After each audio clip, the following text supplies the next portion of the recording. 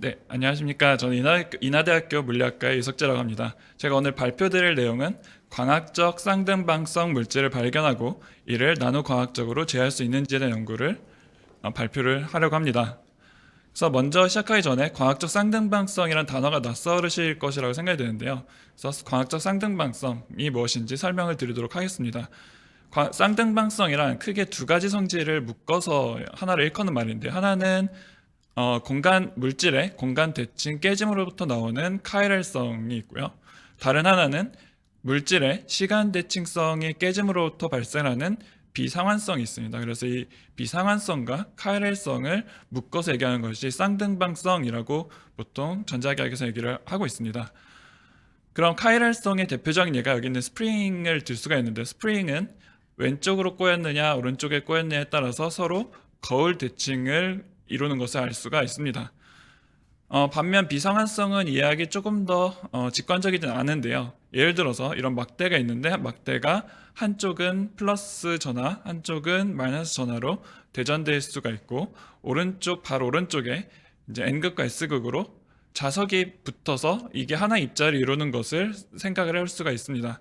그래서 이런 것이 있으면 자석이 있기 때문에 시간 대칭성이 깨진 기본 입자가 되고, 이런 비상환성 물질은 사실 자연에서 그렇게 흔하지 않습니다.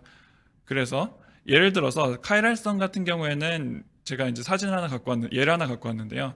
오렌지와 레몬의 향을 나타내는 분자가 리모닌이라는 분자가 있습니다. 근데 이런 리모닌 분자는 기본적으로 카이랄한 분자이기 때문에 서로 거울 대칭을 가지고요. 그래서 레몬의 향을 만들어주는 것은 플러스 리모닌, 오렌지 향을 만들어주는 것은 마이너스 리모닌이라고 얘기를 할 수 있습니다. 이것처럼 자연계에는 굉장히 많은 종류의 카이랄 분자가 있고, 사실 생체 분자의 대부분이 카이랄성을 가지고 있습니다. 반면 이런 비상환성 물질은 사실 그렇게 흔치 않고, 심지어는 광학 주파수에서 비상환성을 가진 물질은 아직까지도 발견되지 않았습니다. 그래서 제가 연구하려는 것을 요약을 하면, 기존에 우리가 알고 있는 선형 전자기학 상호관계를 넘어서서 쌍등방 상호관계를 광학 주파수에서 발견할 수 있느냐, 그것을 또 제어할 수 있느냐라고 요약을 할 수가 있습니다. 그래서 이게 왜 과학적 난제냐, 그래서 배경을 좀 설명을 드려야 할 것 같습니다. 그래서 먼저 이 비상환성 물질이 약간 좀 더 자연에 흔치 않다고 말씀을 드렸는데요. 이 비상환성 물질의 연구 역사를 먼저 짚어드리면, 맨 처음에 렌트겐과 퀴리가 거의 동시에, 거의 비슷한 시기에 이런 비상환성 물질에 대한 제안을 했고요. 그리고 피터 디바이가 이제 비상환성을 이제 지금 비상환성이라고 부르지만, 또 이제 고체물리나 응집물리 쪽에서는 magnetic electricity라는 용어를 사용을 합니다. 그럼 피터 디바이가 처음 이제 제안을 했고요. 그러고 나서 좀 있다가 텔레겐이라는 미국 학자분께서 이제 카이랄성과 비상환성을 엮어서 쌍등방성으로 얘기를 하자라고 이제 제안을 했고, 이제 또 몇 년 있다가 잘러신스키라는 이론물리 하신 분인데, 물질의 시간 대칭성이 깨졌을 경우 이제 물질의 비상환성 또는 magnetic electricity가 존재할 수 있다라는 것을 제안을 했습니다. 그러고 나서 1960년에 이제 소련에서 비상한 자연물질인 CR2O3, 여기 왼쪽에 있는 녹차가루처럼 보이는 물질인데요. 이런 물질이 굉장히 낮은 주파수인 10kHz 주파수에서 최초로 측정이 된 바 있습니다. 그래서 이제 제가 이제 다음 그림에서 보여드릴 거는 이제 파장별로 또는 빛의 프리퀀시별로 어떤 물질이 비상환성을 가지는지를 요약을 한 그림인데요. 아까 말씀드린 것처럼 굉장히 낮은 100kHz 미만의 주파수에서는 이런 CR2O3나 이트리움 아연 간핵 같은 물질들이 비상환성을 가질 수 있다고 이제 고체물리 하시는 분들이 예전부터 연구를 많이 했었고요. 이제 좀 더 하이 프리퀀시로 고주파수로 오게 되면 멀티페로이트 컴포짓이나 아니면 다른 페라이트 컴포짓들이 이제 기가헤르츠나 메가헤르츠, 즉 이런 마이크로파나 라디오 프리퀀시에서 비상환성을 가진다는 것은 알려져 있습니다. 최근에는 이런 특수한 물질에서 한 1.26 테라헤르츠인데, 아직 IR까지는 못 오고 테라헤르츠 쪽에 테라헤르츠파 영역에서 존재하는데, 이런 물질이 또 비상환성을 가질 수 있다라는 것이 보고된 바 있습니다. 하지만 문제는, 보통 우리가 광학의 주파수 영역이라고 한다면 원적외선 영역에서 이런 가시광선 그리고 자외선 영역까지를 광학의 영역이라고 할 수가 있을 텐데, 이런 광학의 영역에서 광학적인 비상한성을 가진 물질은 보고된 바가 아직 전혀 없습니다. 그래서 이게 100년 넘게 비상한성이 제한된 이유로 100년 넘게 풀리지 않는 광학 난제라고 요약을 할 수가 있을 것 같고요. 그럼 왜 이런 연구들이 힘들었는지에 대한 이유가 이제 궁금하실 텐데요. 그 이유에 대해서 설명을 드리면, 이제 기본적으로 광학 자성 현상에 역사적으로 관심이 없었습니다. 그 이유가 물리적인 이유가 있는데, 예를 들어 란다우라는 사람이 굉장히 유명한 물리학자고, 교과서도 이제 굉장히 유명한 교과서인데요, 물리학에서 광학 주파수에서 자기 감소율, 그러니까 광학 자성은 광학 주파수는 없다라는 말을 교과서에서 쓸 정도로 이제 광학 자성에 대한 관심이 역사적으로 없었습니다. 또 이제 물질에서의 자성 대비 물질에서의 전기적인 성질, 그러니까 electric dipole moment 대비 magnetic dipole의 비율을 따지면 미세 구조 상수만큼 비율이 되는데 137분의 1입니다. 그러니까 전기적인 성질보다 자기적인 성질이 137분의 1배만큼 약하다라는 이유가 있습니다. 그래서 역사적으로 광학 주파수에서 자성 현상에 대한 관심은 부족했고요. 그리고 최근에 여러 가지 양자물질, 신물질들이 개발되면서 이 물질들에서 시간 대칭성이 깨져 있고 비상한성도 가능하다라는 것이 밝혀져 왔는데요. 이제 문제는 예를 들어 이런 토폴로지컬 인슐레이터, 위상 부두체 물질 같은 경우에는 이제 가시광이나 적외선 영역에서 금속성을 가진다는 것은 보고가 됐습니다. 표면에서 이제 금속성을 가진다는 것까지는 보고가 됐는데, 이 보시면 이제 전자기학 상호 관계를 보시면 뒤쪽에 이런 미세 구조 상수가 동일하게 붙어 있는 것을 보실 수가 있습니다. 즉, 이 뒤쪽에 있는 비상한 텀이 매우 작고요. 실험적으로 이걸 측정하는 테크닉들이 많이 연구가 되지 않기 때문에 광학적 비상한 항이 위상 부도체에서 측정된 바도 없고, 그리고 이제 카이라스핀 리퀴드나 이런 카그메리티스에서 발견되는 초전도체 같은 경우 외부의 어떤 전기적이나 자기적인 자극이 없이 스스로 자발적으로 시간 대칭성이 깨지는 물질들인데, 이런 경우 주로 고체물리 연구 분야였고 전기적인 성질을 위주로 혹은 자기적인 성질을 위주로 연구가 되었습니다. 그래서 광학적 성질에 대한 리포트는 없는 상황이고, 또 이런 물질에서 자발적 시간 대칭 깨짐을 유도하기 위해서는 아주 낮은 극저온, 4켈빈 정도 아주 낮은 극저온이 필요하다는 한계가 있습니다. 그래서 요약을 하면 비상한 자물질 자체가 희귀하고요. 그리고 광학 주파수에서 약한 자성을 가지고 있고, 또 물질에서의 비상신호가 굉장히 약하고, 이것을 효과적으로 측정하는 과학적 측정법도 당연히 연구가 많이 되어 있지 않고 있습니다. 또 이런 최신 물질들에 대한 과학적 연구도 부족하다 한계가 있어서 이런 이유들 때문에 비상한 물질을 자연에서 발견하는 것이 어렵다라고 말씀을 드릴 수 있고요. 그렇다면 반대로 자연에 그런 물질이 없으면 인공적인 물질을 만들면 되는 거 아니냐? 최근 메타물질 연구가 최근 10년, 20년 동안 많이 이루어져 있으니까 메타물질을 만들어서 비상한 물질을 광학주파수에서 만들 수 있지 않을까 하는 질문을 또 하실 수가 있을 것 같습니다. 하지만 일단 광학 주파수에서 자성 재료가 부족하기 때문에 메타물질을 만들 어떤 재료가 부족한 상황이고요. 사실 마이크로파 이하의 저주파수에서는 자성 물질이 존재하기 때문에 메가헤르츠나 기가헤르츠에서 비상한 메타물질이 구현된 바는 있습니다. 하지만 이런 구조는 굉장히 복잡해서 가시광이나 적외선의 광학 주파수 영역에서 작동한 나노 구조로 만들기는 굉장히 어렵고요. 또 최근에는 이론적으로 비선형 옵틱스를 이용을 해서 비선형 광학 효과를 이용을 해서 비상환 물질을 제안을 한 연구도 있지만, 이게 2018년에 이루어진 이론 연구인데 지금 4년이 지나도록 실험적으로 구현에 성공한 바는 없습니다. 그래서 요약을 하면 비상한 메타물질도 만드는 것이 그렇게 쉬운 일은 아니다. 그래서 이 비상한 메타물질도 비상한 자연물질을 발견하는 것만큼이나 어려운 과학 난제다라는 말씀을 드릴 수가 있습니다. 그래서 저희 연구팀에서는 이러한 굉장히 어려운 100년이 넘는 역사를 가진 과학 난제를 어떻게 해결할 것인가에 대해서 설명을 드리도록 하겠습니다. 네, 그래서 저희는 나노과학적인 접근을 통해서 크게 쌍등방 자연물질을 발견을 하고 쌍등방 메타물질을 구현을 하는 연구의 축을 크게 두 가지로 이렇게 나눴습니다. 이제 저희가 이제 키포인트로 삼고 있는 것이 이 메타물질과 자연물질 발견 연구 사이에 융합 연구라고 말씀을 드릴 수가 있습니다. 예를 들어서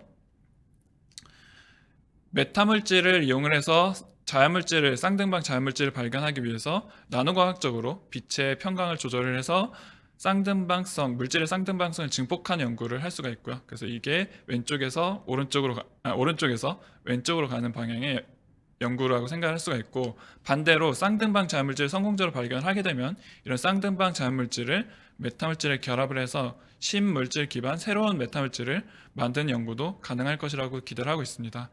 또 이제 이 두 물질을 엮어서 외부의 전류나 약한 자기장 같은 것으로 능동 제어를 효율적으로 할 수 있게끔 한다면 또 새로운 종류의 광전 디바이스를 만들 수 있을 것이라고 기대를 하고 있습니다. 또 반대로 이런 융합 연구를 통해서 역으로 쌍등방 자연물질을 발견하거나 쌍등방 메타물질을 효과적으로 구현하는 것에 대한 연구를 할 수가 있을 것이라고 기대를 하고 있습니다.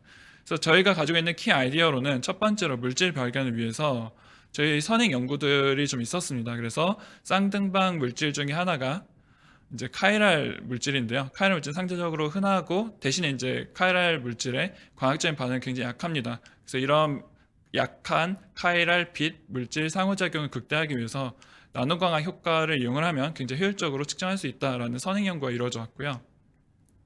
그래서 요약을 하면 전자기장이 광학 카이랄성이라는 특수한 어떤 성질을 가지는데 국소적인 영역에 광학 카이랄성 밀도를 집속할 경우 아주 약한 카이랄 상호작용을 극대화할 수 있다는 것이 저희 선행 연구에 의해서 밝혀져 왔습니다. 그래서 이런 카이랄성을 저희가 확대를 해서 이제 비상한 물질 연구에 적용을 시켜보도록 이제 생각을 하고 있습니다. 그래서 이런 광학 카이랄성에 해당되는 전자기장의 특징이 비상한 물질에도 카운터파트가 존재할 것이라고 기대를 하고 있고요. 그래서 나노 광학적으로 빛을 효과적으로 제어를 해준다면 물질의 비상한성 또한 약하고 흔치 않은 거라도 측정할 수 있을 것이다 라고 저희가 기대를 하고 있습니다. 그래서 세부 연구 방향으로 메타물질을 이용해서 나노화학적 물성을 증폭을 하고, 또 측정법이 개발된 바가 없으니까 측정법도 개발을 하고, 또 이런 그래핀이나 위상 부도체 같은 새로운 양자 물질들에서 광학적 쌍등방성이 가능한지를 모색한 연구를 해보려고 합니다. 또 두 번째로 저희가 쌍등방 메타물질을 구현하는 연구도 할 것이다 라고 말씀을 드렸는데요. 여기에 키 아이디어는 자연에 존재하는 아까 저주파수에서 저주파수에서 쌍등방성을 가지는 물질들을 메타물질로 모사하는 연구를 해보려고 합니다. 그래서 고체물리에서 굉장히 연구가 잘 이루어져 왔는데요. 그래서 어떤 결정 구조가 특정 시메트리를 가질 때 쌍등방성이 가능할 수 있다는 것이 알려져 있고, 고체에서 어떤 마이크로스코픽 상호작용이 있을 때 비상한성이 저주파수, 그러니까 수백 킬로헤르츠에서 메가헤르츠 정도에서 가능하다는 조건들이 있습니다. 이것들을 이제 나침반 삼아서 저희가 광학 주파수에서 이런 매크로스코픽 기준과 마이크로스코픽 기준을 만족하는 메타물질을 구현을 하려고 생각하고 있고요. 두 번째 키 아이디어로는 물질의 이제 비선형 효과가 비상환, 그러니까 시간 대칭성을 깰 수 있다라는 말씀 아까 잠깐 드렸는데요. 네, 기존의 연구들이 이제 실험으로 구현될 수 없었던 이유 중에 하나가 이런 비선형 컬 개수가 사실은 상수가 아니라 주변의 전자기장 혹은 양자역학적인 어떤 배열에 의해서 변화하는 값입니다. 근데 기존 연구는 이 비선형 개수를 상수로 뒀기 때문에 실제로 실험에 구현하는데 실패했는데요. 저희는 이런 양자역학적 효과를 고려를 해서 비선형 컬 개수 같은 것들을 제어를 해서 아주 효율적으로 비상한성을 광학 주파수에서 가능하게 하는 연구를 진행을 해보려고 합니다. 그래서 요약을 하면 쌍등방 메타물질 구현을 하기 위해서 메타물질 설계를 하고, 가능한 포인트 시메트리 그룹을 가지는 메타물질 구조 설계하고, 능동제어도 가능하고 새로 신물질 기반에서 새로운 메타물질을 만들겠다라는 세부 연구 방향을 말씀드릴 수가 있습니다. 그래서 저희는 제가 이제 한 축이 되고 이제 고려대학교 전기전자공학부에 메타물질 연구하시는 김수진 교수님 이렇게 두 명이 PI가 돼서 유용한 연구를 추진을 하려고 합니다. 그래서 저희 팀들이 굉장히 우수한 선행 연구 업적들을 가지고 있고요. 그래서 연구 추진 전략 계획으로 이제 제가 나노광학 이론과 어떤 양자물질에 대한 전문성이 있기 때문에 한 축을 가지고, 또 나노광소재 그리고 나노광소자 같은 경우에 이제 고려대학교 메타물질 연구하는 팀에서 잘 이루어졌기 때문에 저희가 협력 연구를 진행을 하려고 합니다. 그래서 기대 성과로 여러 가지 굉장히 흥미로운 것들을 연구를 할 수 있다. 그래서 새로운 쌍등방 물질을 처음으로 발견을 하는 방법을 제안을 하고, 쌍등방 메타 물질을 최초로 구현을 하고, 또 이런 것들이 바탕이 되면 광학적 쌍등방성 연구와는 전에 없던 새로운 연구 분야를 창출할 수 있을 것이라고 기대를 하고 있습니다. 또 여러 가지 분야의 학제 간 연구도 가능할 것이라고 생각을 하고 있고요. 그래서 저희가 준비한 발표는 여기까지고요. 이제 미리 준비해 주신 사전 질의에 대한 답변을 드리도록 하겠습니다. 첫 번째 질문은 구조의 카이랄티 때문에 생기는 쌍등방성 물질일까? 이런 피에조 머티리얼이라고 말씀하셨는데, 이런 것들을 매질에서 어떻게 구현할 수 있는지 핵심 아이디어를 간단히 설명해 달라라고 말씀을 주셨습니다. 약간 수학적인 내용으로 들어가야 할 텐데요. 어떤 자연물질이든 메타물질이든 자유에너지를 얘기를 할 수가 있고, 그 자유에너지를 쭉 전개하면 관련 있는 텀들만 모았습니다. 사실은 굉장히 많은데요. 그래서 빨간색을 표시한 텀이 사실 제가 이번 발표에서 주로 말씀드렸던 선형 비상환성, 그러니까 리니어 매그네틱 일렉트리시티 텀에 해당하는 항이고요. 이제 파란색 표시한 두 텀들이 피에조 일렉트리시티 압전 효과에 관련된 텀입니다. 그래서 두 텀들이 사실은 맥스웰 스트레이트 댄서에 의해서 연관되어 있기 때문에 같이 묶어서 피에조 일렉트리시티를 가진다고 얘기를 하고요. 그래서 이런 물질을 메타 물질로 구현을 하려면 고체 물리의 연구 성과에 기초를 해서 저희가 구현을 해야 될 것이라고 생각합니다. 그래서 이런 고체 물리에서 연구한 바에 의하면 피에조 일렉트리시티 두 가지 텀, 뒤에 있는 두 가지 텀을 구현하기 위해서는 총 가능한 66가지 포인트 그룹이 가능하다는 것이 연구가 되어 왔습니다. 그래서 예를 들어 422 크리스탈로그래픽 포인트 그룹 같은 경우 피에조 일렉트리시티를 가질 수 있다는 것이 연구가 되었는데요. 그러면 422 포인트 그룹을 가지는 메타물질 구조를 설계를 한다면 우리가 광학 주파수에 작동하는 피에조 일렉트릭 머티리얼을 인공적으로 만들 수 있을 것이라고 기대를 하고 있습니다. 두 번째 질문은 기존의 이제 카이랄성을 연구를 해서 분자 분석들을 활발히 하고 있는데, 기존의 방법과 저희가 하려는 방법이 어떤 차이가 있는지, 그리고 저희가 선행 연구가 어떤 것이 있는지에 대한 질문을 주셨습니다. 그래서 기존에 이제 먼저 카이랄 분자 분석 사례들을 제가 이렇게 모아왔는데요. 저도 익숙한 연구인데, 아까 말씀드린 전자기 장애 광학 카이랄성 밀도가 처음 제안이 되었고, 그것을 기초를 해서 어떤 플라즈모닉 나노 구조나 금속 나노 구조나 메타물질 구조에서 이런 옵티컬 카이랄티 밀도를 증강시킨 연구들도 이루어졌고, 또 카이랄 메타물질을 이용해서 과학적인 상호작용을 증강시킨 연구가 많이 이루어졌습니다. 근데 이제 이런 카이랄 분자 분석 같은 경우는 물질 자체는 굉장히 흔합니다. 대부분의 바이오몰레큘들이 카이랄성을 가지고 있기 때문에 물질 자체는 굉장히 흔하고, 저희가 하려는 연구는 굉장히 흔하지 않고, 심지어 광학적 주파수에서 아직까지 발견된 적 없는 광학적 비상환성 물질을 발견하겠다라는 것이 가장 큰 차이점이라고 얘기를 할 수가 있을 것 같습니다. 하지만 방법론적으로는 기존의 선행 연구들에서 많이 참고를 할 수가 있을 것 같고요. 예를 들어 아까 광학적 카이랄티라고 했는데, 사실 이게 빛의 스핀 가운동량의 빛의 진행 방향의 프로젝션을 이제 광학적 헬리시티 또는 광학적 카이랄성이라고 얘기를 하는데, 이런 광학적 헬리시티, 광학적 카이랄성이 강할 경우 아주 미약한 물질의 카이랄성을 증폭할 수 있다는 것이 알려졌는데요. 반대로 지금 카이랄성과 비상환성이 I만큼 페이즈 차이가 있으니까 이 광학적 헬리시티에서 이미저리 파트를 실소 파트로 넘겨주면 대응되는 물리량이 존재할 수 있다는 것은 굉장히 직관적으로 알 수가 있고요. 그러면 이런 전자기장의 국소적인 성질을 제한 연구는 저희 팀에서 굉장히 많이 했습니다. 그래서 저희도 이제 카이랄 분자 분석 연구 이 분야에서 굉장히 선구적인 연구들을 많이 해왔고요. 이 분야의 초창기부터.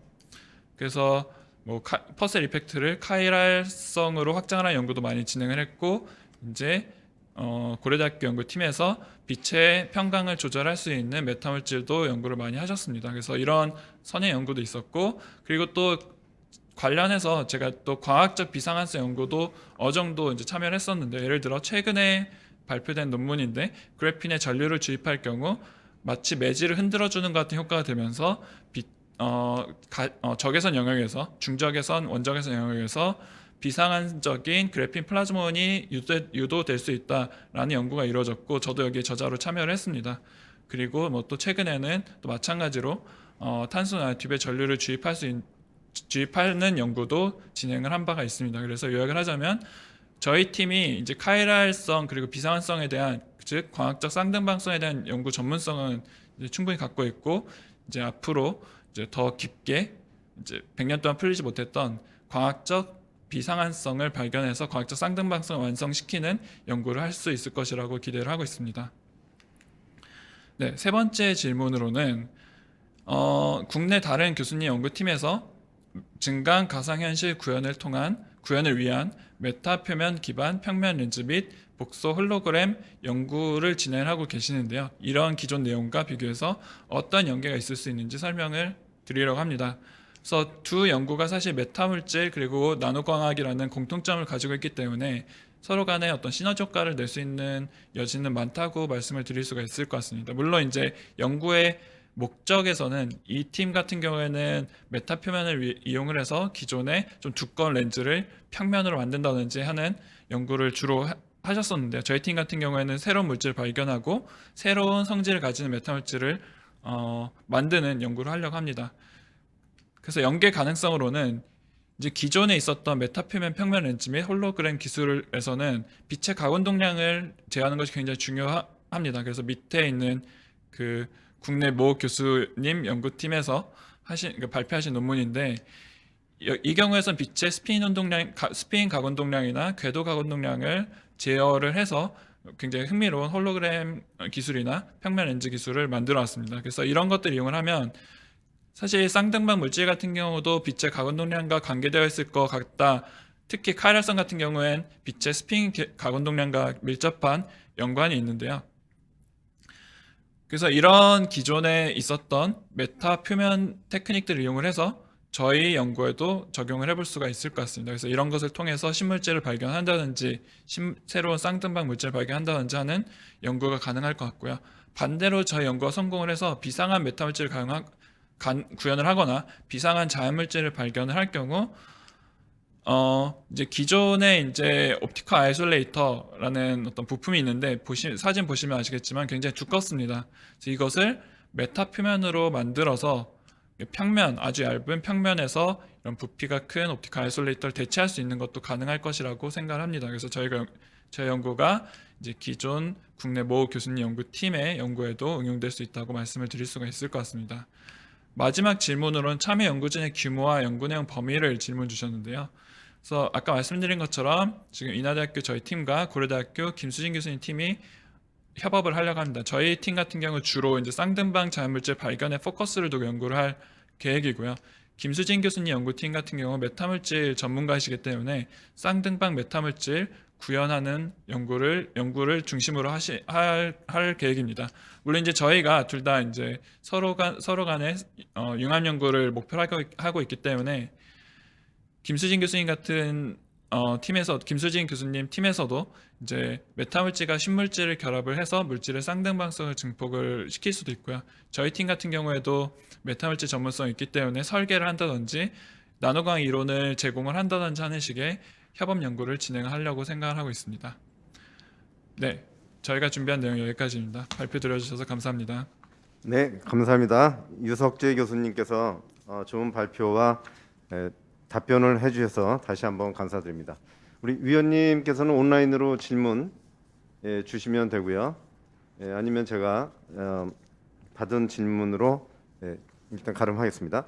지금 첫 번째 질문은 계속 그 물질에 대해서 새로운 물질을 만들어내겠다라고 여러 번 강조를 하셨거든요. 근데 연구진을 보면 소재 분야에 과연 포인트 그룹 422를 이해할 수 있는 분이 몇 분이나 계시는지는 모르겠습니다. 지금 그리고 PGT라든가 PMN, PT, PGN 이러한 그 피에조 일렉트릭 머티리얼에 대한 그런 배경이 별로 없는 것 같다는 생각이 들거든요. 지금 연구진 소개를 해주셨는데 주로 전자공학과 이 물리만 하고 있기 때문에 그래서 물질을 지금 말씀하시는데 거기에 대해서는 어떻게 생각하십니까? 일단 방금 말씀드린 물질은 광학 주파수에서 비상한성을 가지지 않는 물질들입니다. 그래서 굉장히 약하고요.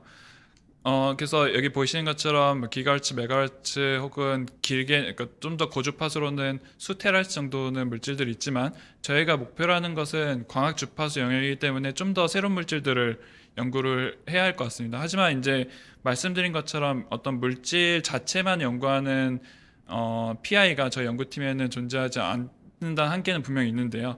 대신에 이제 저는 이제 그래핀이나 저차원 물질 그리고 여러 가지 양자 물질에 대한 전문성을 가지고 있고 그리고 저희가 협업 연구를 통해서 물질들을 제공받을 수 있는 국제적인 네트워크가 있습니다. 그래서 네.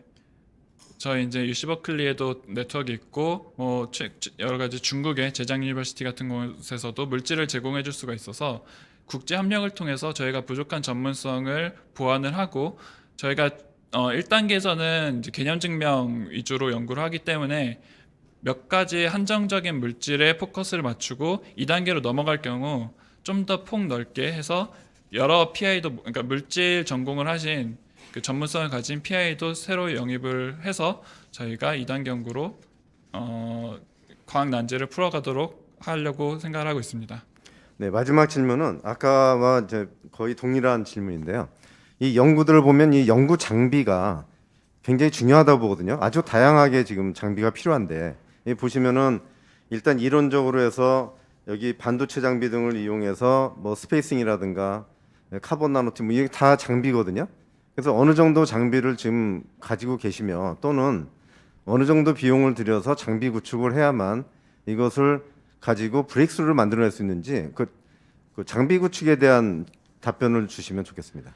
네, 먼저 이제 물질에 관련된 말씀을 먼저 드려야 할 것 같은데요. 저희 인하대학교 물리학과에 여러 가지 굉장히 좋은 증착 장비들이 있습니다. 저희 선배 교수님들께서 학과에 잘 마련을 해주셔서 여러 가지 증착 장비가 있어서 1차적으로는 그것을 활용을 하려고 하고요. 또 저희 물리학과에 이제 고체 물리 연구하시는 응집물질 물리 연구하시는 교수님들과 협업을 통해서 물질의 부족한 부분을 채우려고 하고 또 이제 탄소 재료나 뭐 2차원 물질, 어떤 새로운 양자 물질 같은 경우에는 지금 여기 국제 협력을 통해서 이제 중국에 있는 저장 유니버시티에 저와 같은 연구팀에서 연구를 했던 굉장히 친한 교수님이 계신데요. 시안 자오 교수님이라고 계신데 그 부분이 이제 물질 증착의 굉장히 전문가입니다. 그래서 저희가 물질 파트는 그런 식으로 그러니까 공동 연구를 통해서 풀어나가려고 하고요. 이제 광학 장비 같은 경우에는 이제 그 좀 문제가 이제 저희가 새로 셋업을 시작을 해야 되는 상황입니다. 그래서 먼저 1차적으로 생각을 하고 있는 것은 저희는 적외선 영역에서 어떤 스펙트로스코피를 또 저온 한 77켈빈 정도에서 내려서 측정을 하는 셋업을 만들려고 생각을 하고 있습니다. 또 가능하다면 근접장 현미경까지 확장을 해서 적외선 영역에서 연구를 하려고 하는데요. 그래서 뭐 레이저도 필요하고 뭐 슈퍼컨티뮴 레이저도 필요하고 관련된 여러 가지 뭐 디텍터는 저희가 이미 보유를 하고 있습니다. 디텍터는 괜찮고 여러 가지 옵티컬 컴포넌트들이 필요한데 제가 생각하는 소요 예산은 다 합쳐서 한 3, 4억 정도가 이제 적외선 스펙트로스코피 셋업을 하는데 필요하다고 이제 생각을 하고 있습니다. 그럼 그 증착 장비는 증착은 주로 어떤 걸 씁니까? 저희는 이빔 많이 쓰고요. 여러 이빔을 가지 뭐 많이 써멀 씁니까? 같은 네. 것도 많이 쓰고. 주로 이빔하고. 네, 네. 네. 알겠습니다. 네, 수고 감사합니다. 많이 하셨습니다. 네, 감사합니다. 이상으로 오전 세션을 마치겠습니다.